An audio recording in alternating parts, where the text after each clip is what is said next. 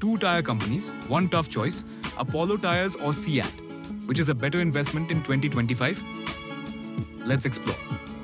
Apollo is the heavyweight here, with a market cap of nearly 30,000 crore rupees. CEAT is smaller, at around 9,500 crore.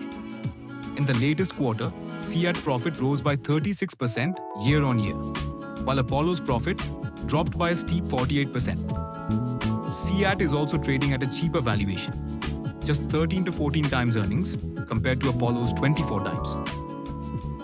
Both companies paid dividends this year. CEAT announced 30 rupees per share, while Apollo declared a 5 rupee final dividend. CEAT's strength lies in India's two-wheeler and passenger car segment.